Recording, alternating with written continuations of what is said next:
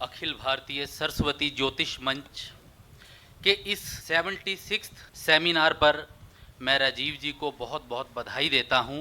सभा में उपस्थित मेरे सभी गुरुजन, मेरे बड़े बैठे हैं, इनको प्रणाम करता हूँ।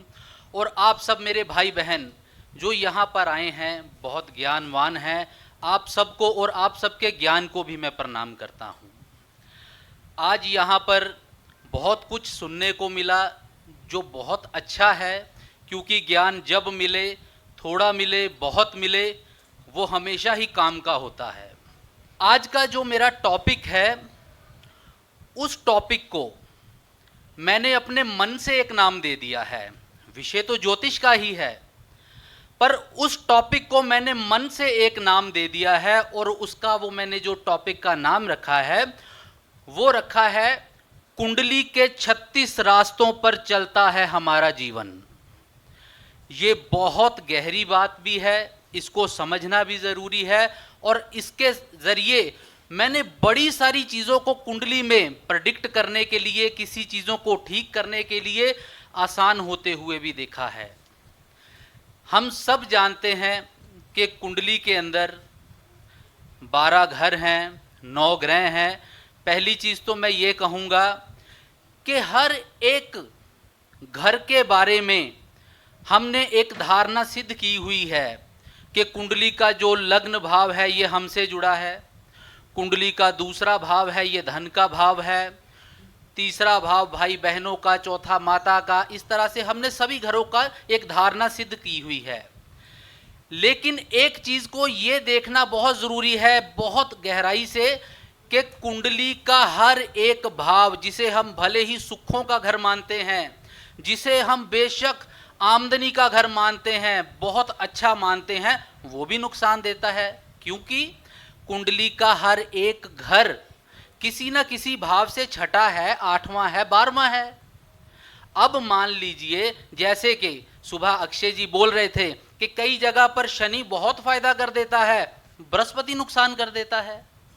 तो इसको एक नज़रिए से ऐसे भी देखकर देखें कि हम सबसे ज़्यादा अच्छी दोस्ती मानते हैं चंद्रमा और बृहस्पति की। हम कहते हैं कि चंद्र बृहस्पति तो गज केसरी योग है, ये दोनों ग्रह आपस में बहुत अच्छे हैं। लेकिन अगर हम यहाँ से एक चीज़ देखें, चंद्र का घर कुंडली में चौथा है और बृहस्पति का 9वां है जो उसकी पक्की जड़ है। अगर ये इनको कैलकुलेट करेंगे तो यो एक दूसरे से 6 और 8 बन रहे हैं, और इनमें अगर खराबी बन जाए तो ये चौथे 9वें की कॉम्बिनेशन ही इंसान के सुखों को खराब करके रख देगी। इसलिए ये देखना ज़रूरी तो है। लेकिन अब मैं आता हूं अपने मेन टॉपिक पर, जिसको मैंने नाम दिया कि कुंडली के 36 रास्तों पर चलता है हमारा जीवन। 36 रास्ते का मतलब ये हो गया कि कुंडली के अंदर हम सब जानते हैं कि घरों के त्रिकोण होते हैं। हर घर त्रिकोण बनाता है, हर घर से 3 और घर जुड़े हुए, 2 घर और जुड़े हुए हैं आपस में। ये टोटल 12 को 3 से मल्टीप्लाई करें तो 36 बनता है। लेकिन ये कितना ज़्यादा ज़रूरी है ये मैं बहुत थोड़े शब्दों में स्पष्ट करने की कोशिश करूँगा। कि मान लीजिए कि अगर हम किसी भी भाव को देख रहे हैं, लग्न की ही बात कर लेते हैं कि लग्न के बारे में देखना है कि आदमी का स्टेटस क्या है, उसका स्वभाव क्या है, तरक्की क्या है, लेकिन सिर्फ लग्न पर ही फोकस करेंगे तो वो अधूरा रह जाएगा। क्योंकि सबसे इंपॉर्टेंट चीज़ ये है कि जो त्रिकोण बने हैं ये जब से ज्योतिष बना तब से बने हैं और ये दुनिया के आखिर तक बने रहेंगे, और ये जुड़े थे और आज भी जुड़े हैं। तो इसका मतलब है ये काम कर रहे हैं और इनको इग्नोर करना बिल्कुल भी ज़रूरी नहीं है। एक बात समझिए कि अगर लग्न पहला घर 5 और 9 से मिलकर त्रिकोण बना रहा है तो इसका मतलब सीधा ये है कि लग्न भाव की फुलफिलनेस, उसकी संपूर्णता के अंदर बहुत बड़ा हिस्सा 5 और 9 का भी होगा। अगर 5 और 9 डिस्टर्ब होंगे तो लग्न अपना फल नहीं दे पाएगा। अब इसको मैं उदाहरण से भी समझाता हूं।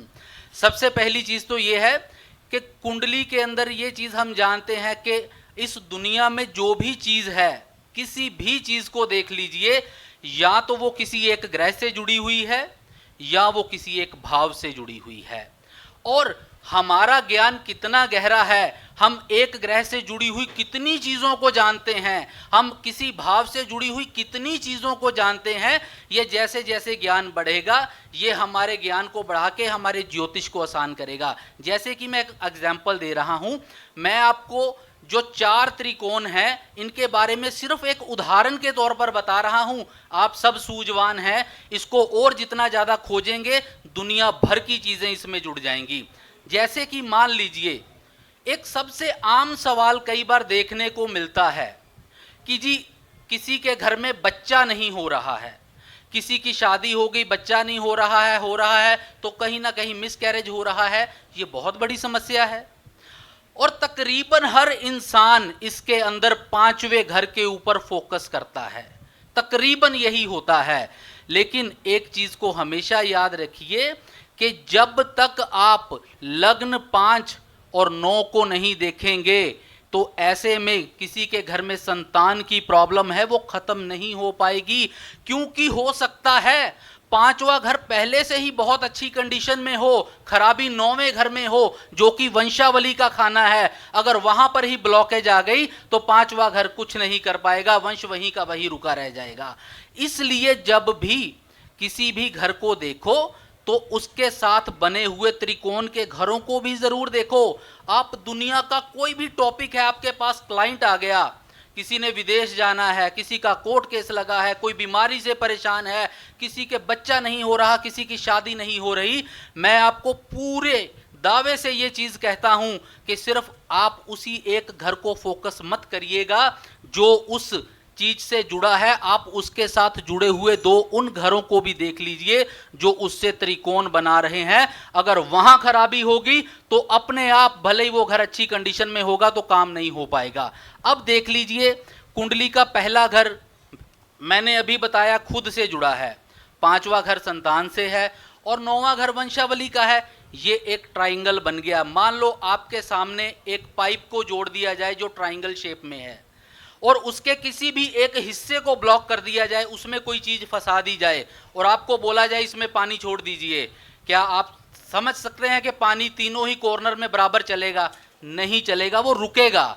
ये कुदरत ने एक सिद्धांत है ज्योतिष का, उसने बनाया कि त्रिकोण एक ऐसी चीज है, कई बार हम किसी भी चीज का कारण ढूंढ कहीं रहे होते हैं और उसका निवारण पड़ा कहीं और होता है। जैसे कि ट्राइंगल में हम यहां पर किसी चीज को देख रहे हैं कि यहां तो फ्लो बड़ा अच्छा है, यहां तो खराबी नहीं है, लेकिन खराबी कहीं और पर है। तो इस तरीके से अगर कभी किसी की वंशावली की बात है तो सिर्फ 5 नहीं, 1, 5, 9 को देखिए, इनमें कौन से ग्रह आ गए, इनमें कौन सी खराबियां आ गई जो कहीं ना कहीं पूरे सर्कल को रोक रही हैं। क्योंकि मैंने अभी बताया जो भी भाव को आप देख रहे हो उसकी फुलफिलनेस बाकी के 2 घर करेंगे जो त्रिकोण बना रहे हैं। इसलिए तीनों का ठीक होते ही अपने आप वो काम सिद्ध हो जाएगा जो आपका क्लाइंट का काम रुका हुआ है। अब दूसरे भाव की बात कर लीजिए। दूसरे भाव को हम कहते हैं, हर इंसान के आज का मेन तौर पर सवाल होता है, पैसे की तंगी है, काम की परेशानी है। अगर किसी ने कह दिया काम की परेशानी है, हम 10वां भाव देख रहे हैं। अगर किसी ने कह दिया धन की परेशानी है, हम दूसरा भाव देख रहे हैं। तो यहां भी समझिए कि इंसान के जीवन में जो 2, 6 और 10 का त्रिकोण है, यह कितनी बड़ी चीज चला रहा है। कुंडली का दूसरा भाव आपके धन को दर्शाता है, वहां से धन आएगा। छठा भाव आपकी मेहनत को दर्शा रहा है, आपकी नौकरी को दर्शा रहा है और सबसे जरूरी, क्योंकि बुध का भी घर है, मैनेजमेंट को दिखा रहा है कि आप अपने काम को मैनेज कैसे कर रहे हो, वो वहां पर जुड़ा हुआ है। और 10वें घर को तो हम वैसे ही कर्म स्थान कहते हैं। जब आप किसी भी इंसान को जिसको धन की या काम की परेशानी है, उसके दूसरे, छठे और 10वें घर के योग को ठीक करके देखिए, ये ट्राइंगल के ऊपर काम करिए कि कहां पर खराबी है, किस घर के अंदर कोई ग्रह खराब कर रहा है, कौन सी चीजें खराब हो रही हैं। जब आप उसका इलाज करोगे तो इधर से धन आएगा, उधर से काम चलेगा, अड़चने खत्म होंगी, मैनेजमेंट अच्छी होगी और कामकाज अपने आप अच्छा चलेगा। अब जो तीसरा घर है, तीसरा, 7वां और 11वां, ये घर जो होता है ये अपने खूनी रिश्तेदारों का है जो हमसे जुड़े हुए हैं, क्योंकि मंगल का घर है तीसरा। 7वां घर हमारे जीवन साथी का है, पार्टनर का है और 11वां घर लाभ का है। अब यहां पर देखिए कि जब भी ये भाव क्या बताएंगे कि कहां से जीवन में आपको लाभ आएगा, कौन सा रिश्तेदार आप काम में इन्वॉल्व करेंगे, आपको फायदा देगा, कौन से रिश्ते से आपका लाभ बनेगा या कौन सा रिश्ता आपको नुकसान करेगा। अब ये जो 3, 7 और 11 का त्रिकोण है ना, ये देखिए ये पहले मूल त्रिकोण से उल्टा है, पहले त्रिकोण से ये बिल्कुल सामने है, ऑपोजिट हो गया, और इसलिए ये पहले भाव की चीजों को थोड़ा सा छीनने की भी कोशिश करता है। अब सुनने में थोड़ा सा आपको अच्छा भी लगेगा और नया भी लगेगा कि अब अगर किसी इंसान का लग्न, अगर हम मूल त्रिकोण की बात कर रहे हैं, वो उसका अपना आप अपनी समृद्धि है, और 7वां घर क्या है, उसका ऑपोजिट, उसका पार्टनर या उसका जीवन साथी, तो वो उसके जीवन से उसके हिस्सा लेके जा रहा है। दूसरी चीज, अगर तीसरा घर भाई बहनों का है, अगर किसी के भाई ने जन्म ले लिया तो एक बात तो तय हो गई ना कि उसका हिस्सेदार पैदा हो गया। तो इसमें ये समझिए कि ये जो घर है, ये जो त्रिकोण है, ये इंसान के जीवन में थोड़ा सा पहले घर के त्रिकोण को घटाता भी है, और सबसे बड़ी चीज कि आपको कौन से रिश्ते से लाभ मिलेगा ये वहां पर क्लियर होगा। और जो कुंडली के अंदर 4, 8, 12 है, ये सुखों का भी घर आ गया, लेकिन यहां पर सबसे मूल चीज काम क्या करती है, सबसे मूल चीज काम करती है, चौथा घर हमारा मन है, 8वां घर खोज है, रिसर्च है, 12वां घर मोक्ष है, खर्च है।